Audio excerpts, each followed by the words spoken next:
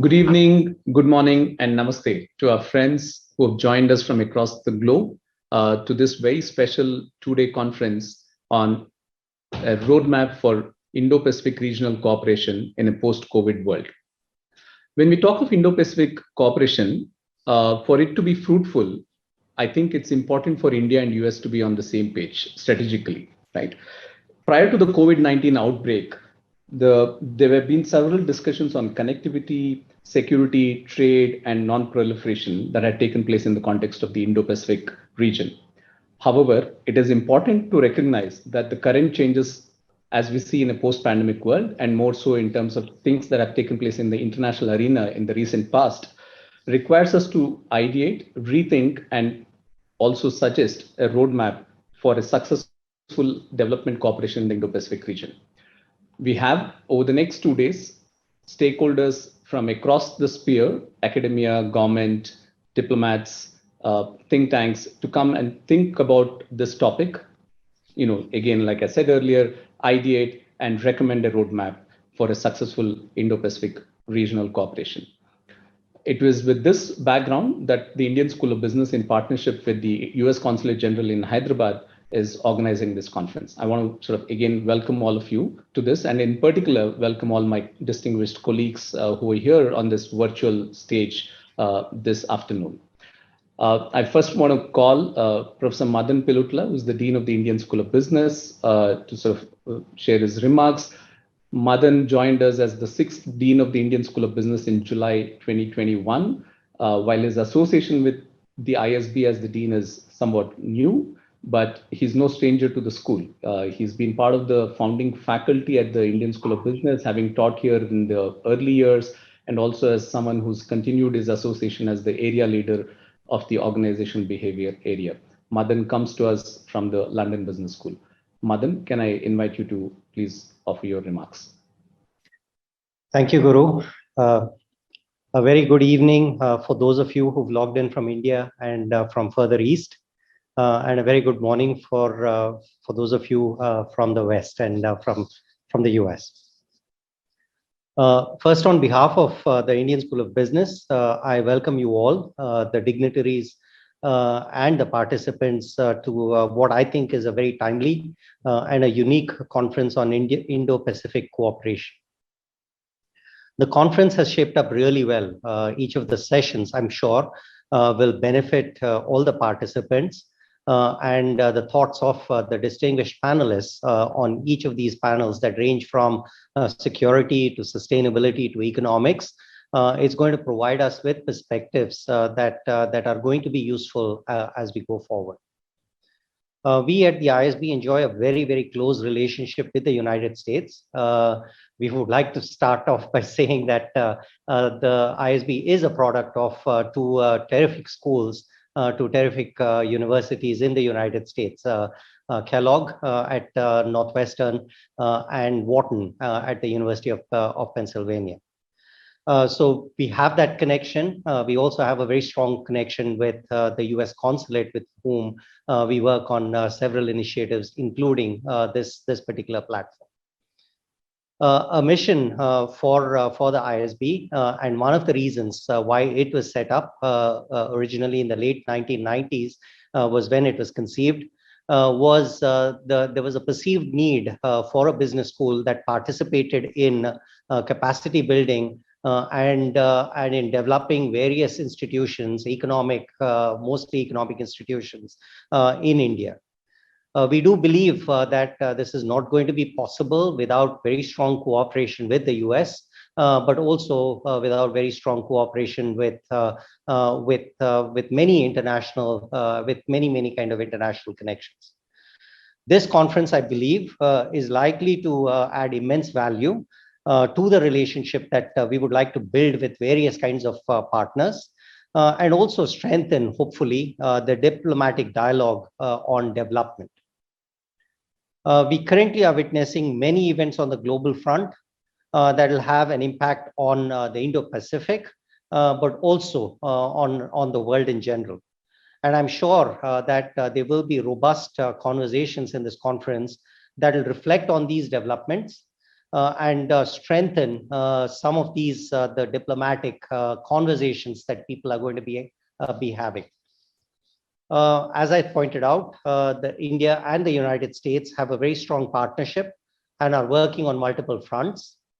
This is one such front, which again, as I noted, I'm delighted that that the ISB is partnering with the US consulate here in Hyderabad in putting together something that is going to be of great value. With this very brief note, I welcome you all, and I wish you a fruitful and a very impactful conference. Thank you. Thank you very much, Dean Pilutla, for those remarks. As you noted, it's ISB is a very fine product of US-India dosti, and I now sort of, in that context, sort of like to welcome Consul General Joel Reifman to speak. CG Reifman came to Hyderabad in August 2019, and has sort of been one of those who's taken to the city instantly, liking Hyderabad and the region. He comes to Hyderabad from Dhaka, Bangladesh, where he was the deputy chief of mission. But on a more personal note, I think those of us who had the opportunity to interact with him at the ISB would like to thank you for your personal friendship, commitment, and support to the school. And under your leadership, the partnership between the consulate and the school has only gone from strength to strength. And I'm sure this is one such other engagement that will only add to it. Over to you, CG. Thank you, Guru, for your very generous remarks. Thank you also, Dean Pilutla.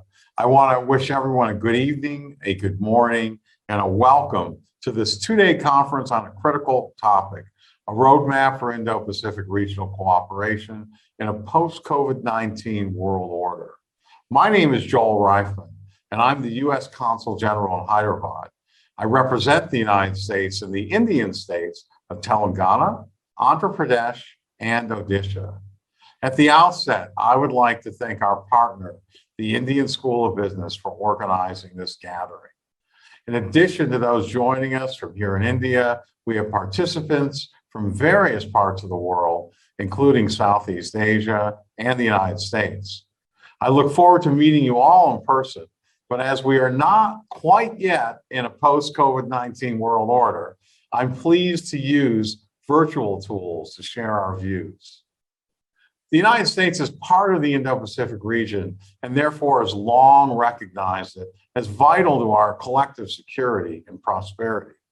Today, in the 21st century, the strategic value of this region to the United States has only grown. It currently comprises over half the world's population and 60% of the world's economy. So why is Hyderabad, in India's newest state of Telangana, particularly relevant to this discussion? The government of the United States opened our Consulate General in Hyderabad in 2008. And at the time, Hyderabad was not an obvious choice, but it turned out to be a prescient choice. Our host city, Hyderabad, is the fastest growing large city in India and hosts three sectors that are critical to Indo-Pacific growth and security. Those sectors are number one, IT and IT services, number two, pharma and biotech, and number three, defense and aviation. For IT services, Hyderabad hosts the largest campus outside the United States for 5 of the largest companies in the world: Apple, Amazon, Facebook, Google, and Microsoft. Service firms such as Deloitte, Goldman Sachs, and MassMutual are also present and expanding. And it's noteworthy to note that the CEOs of Microsoft, Sundar Pichai, and Adobe, Shantanu Narayan, and MasterCard's former CEO, Ajay Banga, all studied just down the road at the Hyderabad Public School. The city is also a global biotech and pharmaceutical powerhouse, producing more than 40% of India's bulk drugs and more than 1/3 of the world's vaccines. I'm proud our consulate helped to facilitate $50 million from the U.S. Development Finance Corporation to local firm Biological E to finance 1 billion doses of COVID vaccine for global distribution by the end of the year. I'm also proud that this achievement was a Quad initiative, with India and the United States joined by Japan and Australia. Hyderabad's other storied vaccine provider, Bharat Biotech, collaborates with the University of Wisconsin and other US partners such as FluGen. And perhaps equally importantly, Biological E's Mahima Datlat and Bharat Biotech's Suchitra Ella provide outstanding examples of female CEO leadership, along with Apollo Hospital's Sangeeta Reddy. Hyderabad has also emerged as a hub for some of the world's most renowned aerospace and defense firms, namely Boeing, Lockheed Martin, Pratt & Whitney, GE, Raytheon, and Honeywell, all of whom have made significant investments here. In partnership with Tata Aerospace Limited, Boeing manufactures Apache helicopter fuselages. Lockheed Martin, also in partnership with Tata, manufactures C-130 cargo plane empennages. And I didn't know what an empennage was, but it is a tail section. And also F-16 fighter jet wing sets. Overall, about 150 US firms call Hyderabad home, making it no surprise that Hyderabad was recently ranked as one of the world's most dynamic and livable cities. One of my first visits as Consul General outside of Hyderabad was to visit Visakhapatnam, otherwise known as Vizag, in Andhra Pradesh. On that visit, we welcomed the US Navy's USS Emory S. Land, which was on a goodwill visit to the Eastern Naval Command. Later that year, I was invited back, along with Ambassador Juster, to observe our two militaries coming together to participate in Tiger Triumph, the first ever tri-service exercise between the United States and India. And it significantly upgraded our experience as strategic defense partners and enhanced our capacities to address humanitarian assistance and disaster response. I've made multiple visits to Vizag since, most recently as the co-head of delegation for the United States, along with Pacific Fleet Commander Admiral Samuel Paparo, to participate in the Indian Navy's biennial Milan exercise, along with representatives from 38 other countries. By the way, Milan is not the city, it's Hindi for gathering. And Vizag is a vital nexus in our security partnership. Military exercises like those referenced above increase interoperability, build partner capacity, and promote regional strength and peace throughout the Indo-Pacific. In addition, the United States and the states of Andhra Pradesh and Odisha have one of the longest coastline in India. I think actually that Andhra Pradesh alone has the longest coastline in India continuously, but their combined is 1,460 kilometers, which makes Andhra Pradesh and Odisha an ideal site for multimodal port operations that connect India to Southeast Asia and beyond. In December, I visited the city of Puri in Odisha and learned about historical maritime linkages between India's East Coast and the broader Indo-Pacific. Kalinga, one of the ancient names of present-day Odisha, that empire had maritime connections with Southeast Asia approximately 2,000 years ago. This interconnectedness has been the rule for centuries, and it established not just trade ties, but also religious and cultural exchanges across the regions. Its maritime geography also makes Odisha vulnerable to natural disasters. The Indo-Pacific more broadly is likewise vulnerable to the negative effects of climate change, which has led to rising sea levels and warming waters. As a result, however, Odisha leads by example and has developed effective cyclone disaster management capabilities centered around community-based preparedness, to mitigate the effects of natural disasters. This model has valuable lessons in disaster management and risk mitigation for other countries in the region that face similar risks.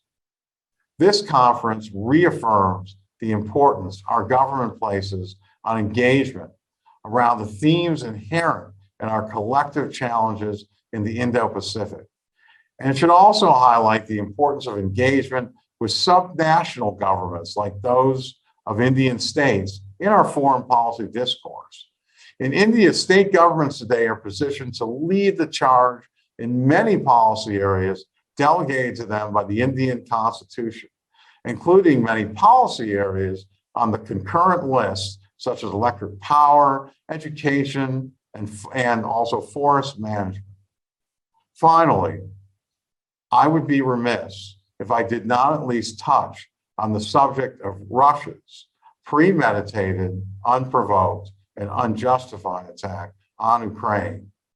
A few weeks ago, most of this audience would find scant linkage between events in Ukraine and the Indo-Pacific. However, as we've all come to learn, thousands of Indian students, many from the states of Telangana, Andhra Pradesh, and Odisha, were studying in Ukraine. We share a concern for their well-being and safety and urge Russia to choose the path of de-escalation and diplomacy. The United States is strongly committed to its partnerships in the Indo-Pacific region and our efforts to uphold a free, open, and prosperous Indo-Pacific. In conclusion, I would like again to thank the Indian School of Business, which, by the way, speaking of all the rankings I listed, it's ranked by Bloomberg as the #1 business school in India, and Dean Palutla for his team and for their work in executing our vision for this conference. I wish you all fruitful discussions and good luck. And at this time, it's my pleasure to introduce our next speaker, Acting Deputy Assistant Secretary of State in the Bureau of South and Central Asian Affairs, Ms. Jennifer Larson. Jennifer has been Acting Deputy Assistant Secretary for India since December 2021. She was most recently overseas as the Deputy Principal Officer in Mumbai from 2016 to 2020, prior to completing a year-long course at the National Defense University in June 2016. She was a spokesperson at the Bureau of Near Eastern Affairs. She has also served in Libya, Pakistan, France, Sudan, Jerusalem, and Lebanon.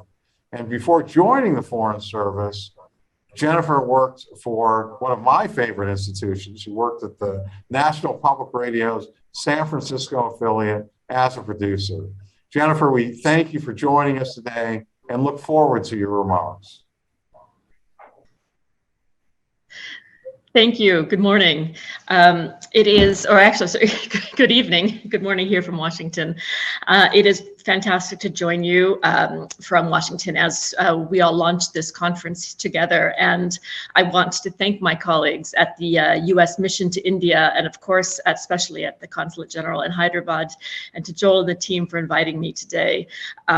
Thanks to our partners and our hosts at the Indian School of Business for organizing this conference, and for your ongoing collaboration and dosti with the U.S. government across India.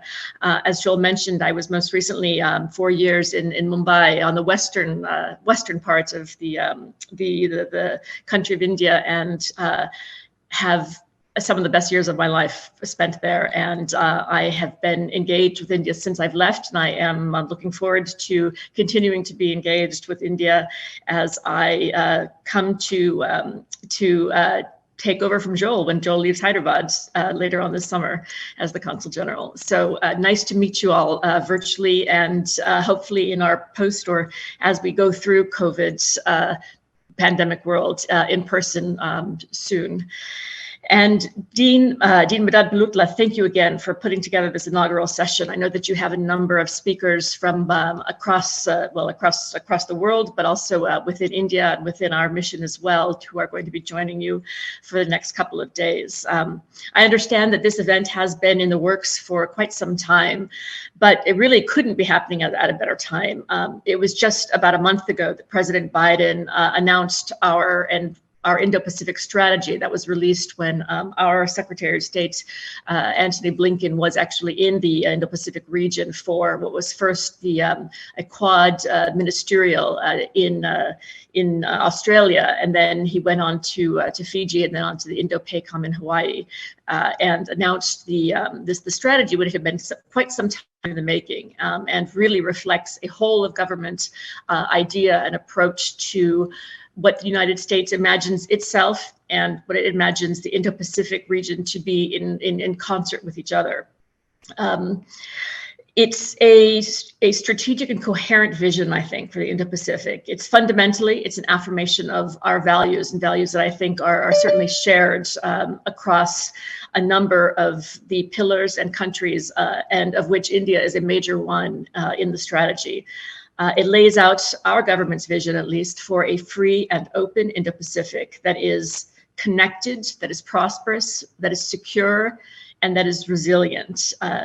The strategy will deepen the role of the United States in the region and with our partners, again, with India as a major pillar, and build our collective capacity to confront 21st century challenges together, such as the pandemic. And I do want to note again what Joel had mentioned about the DFC's investment in BioE and the Quad's partnership in securing 1 billion doses of vaccine, COVID vaccine for the world, and that is on track with such an illustrious institute there is just really one of the cornerstones of the Quad, and will be one of the things that we show to the world to say that we really can deliver with this non-binding and collective and voluntary grouping that we have together.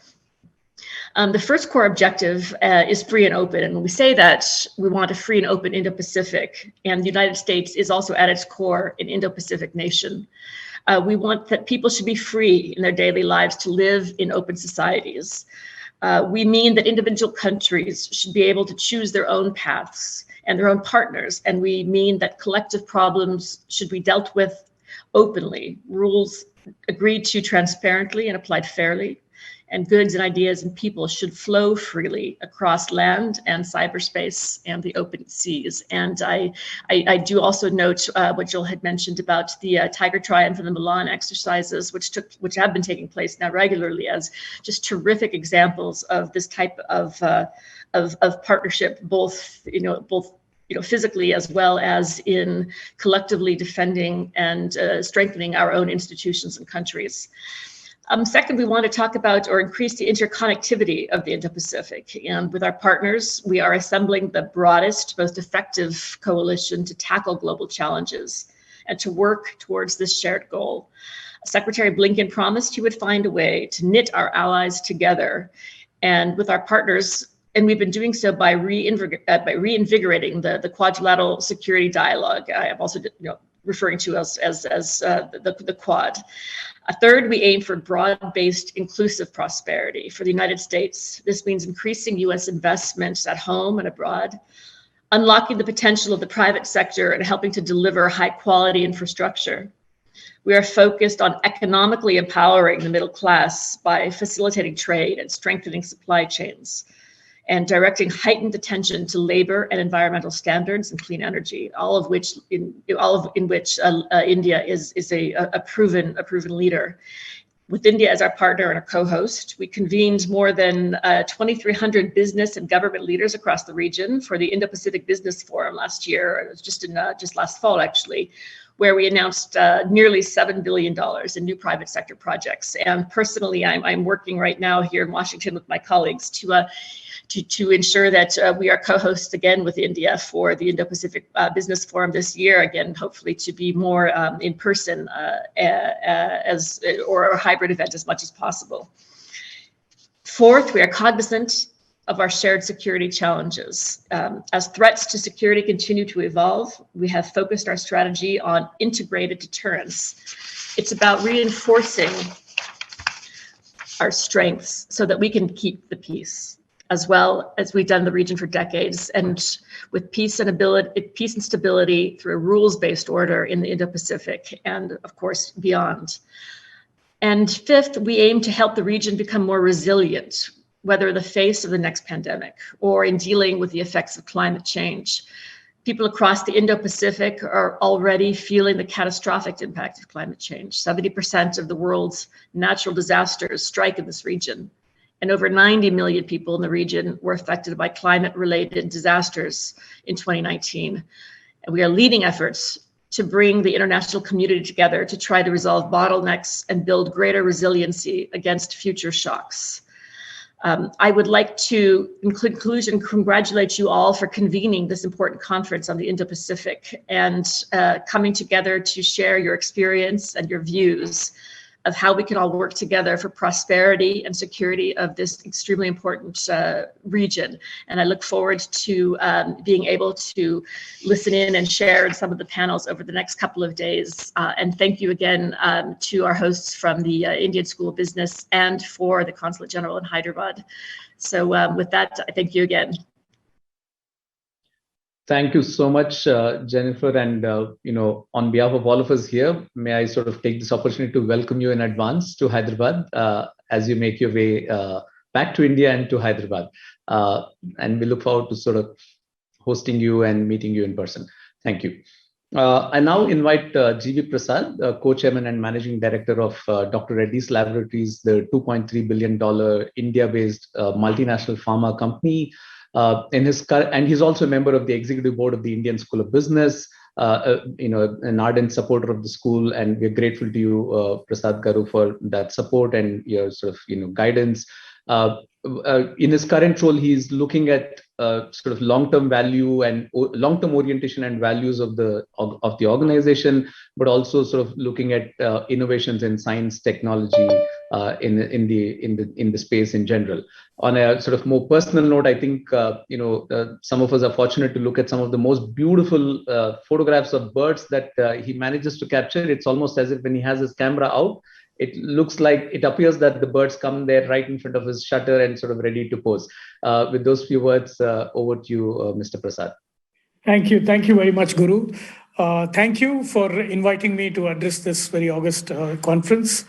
Very good evening to all my colleagues here and all the speakers as well as participants from India, and good morning to the participants from the US.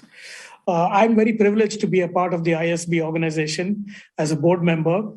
It is a fantastic product of thinking about thought leadership between the US and India, inspired by some of the best institutions in the world, based in UK and the US.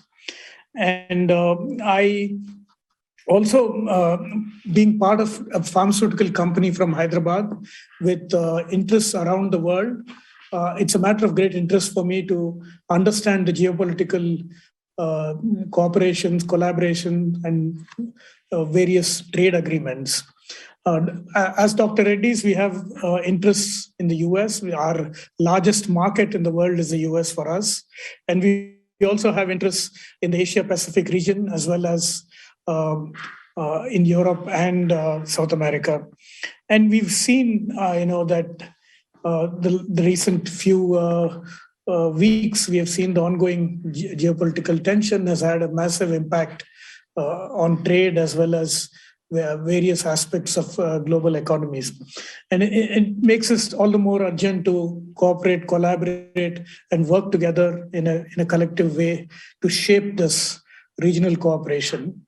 And as both Joel and Jennifer reiterated, the foundation principle of the Indo-Pacific region should be a broad understanding amongst all the countries for a rules-based, open, transparent economic and strategic paradigm. From the perspective of industry, the region needs to have a strong thrust in terms of in the areas of investment, trade, technology, and also work towards solving some of the global challenges that we are faced with.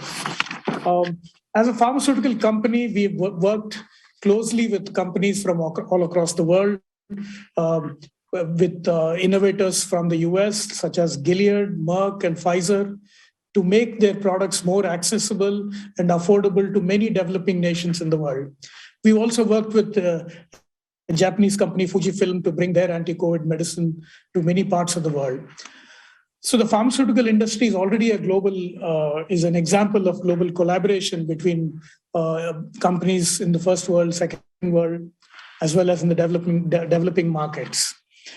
We already talked about vaccines and Hyderabad and the significance of India as a vaccines production center. But if you look at the world today, we have, of course, these two major challenges that Jennifer talked about, the pandemics and public health, and the need for collaboration across countries to be vigilant, to find solutions, and to prevent the next pandemic. And of course, the second one she alluded to was about climate change. Both of these are, global challenges which no country can solve on their own. It necessitates global collaboration in the region, collaboration between various parts of the world. And as a company,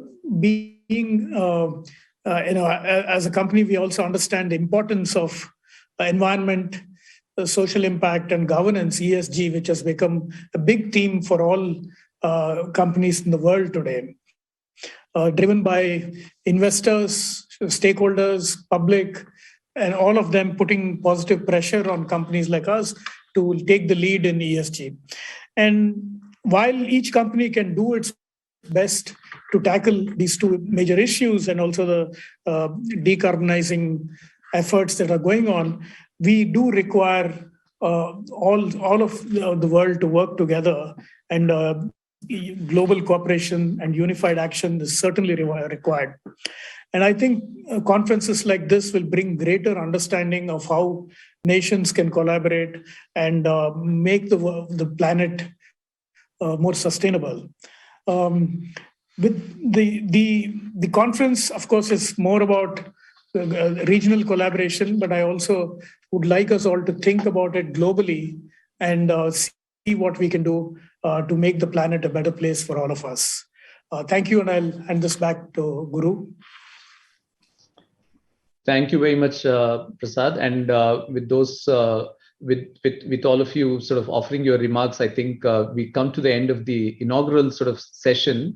I can see our next panel sort of speakers already ready to start the conference proceedings. I want to thank Madan, Joel, Jennifer, and Prasad for your time this afternoon, and more importantly, for your support and partnership. And to all those of you who have joined from all over the place, wish you a very happy and fulfilling 2 days of learning and exploration in this concept of Indo-Pacific, and how can we make this cooperation a very consistently successful one. Thank you very much. Thank you, Guru. I'd also add that Jennifer's coming into the best job in the U.S. Foreign Service. Thank you. Thank you.